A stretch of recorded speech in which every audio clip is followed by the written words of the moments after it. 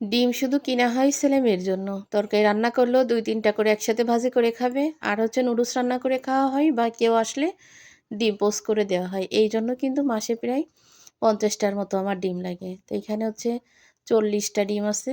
৪০ টা ডিমেতে অলরেডি ৫ টা খাওয়া হয়ে গেছে। ৪০ টা ডিম আনিছি।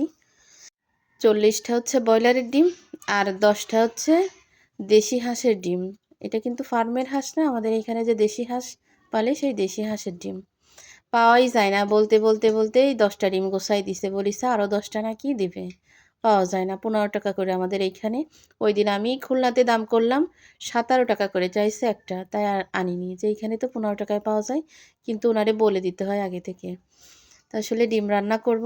আমার একদমই কিন্তু মাছ গোশ খেতে ভালো লাগতেছে না। তো আমার যখন রান্না করে খেতে ভালো না লাগে তখন কিন্তু ডিম রান্না করি। ডিম রান্না করে ডিম ভাজি করলাম। আর হচ্ছে ডিমের সাথে আলুগুলা সুন্দর করে ভাজি করে মসলাটা কষায় নিয়ে তারপর হচ্ছে ডিম রান্না করব। দেখেছেন তো একদম ফার্স্টে ভুনা করে ডিম রান্না করব। ডিম রান্না যদি একটু ঝাল না হয়, ভুনা না হলে কিন্তু ভালো লাগে না। তো ডিম আর আলু আমি একসাথে ভাজি করে রেখে দিছি। ডিম আর আলু আমি একসাথে ভাজি করে রেখে দিছি। দিয়ে মসলা কষায় তাই ডিম আলু দিয়ে দিছি। পরে একদম গা মাখা ঝোল রেখে নামায়ে জিরার গুঁড়া দিয়ে দেবো। এত্তগুলা কুকুর আমাদের বাসায়, ডাকা যদি শুরু করে একসাথে মনে হয় ১০ টা ডাকি। আর এত কুকুর কোত্থেকে আসে আল্লাহই ভালো জানে।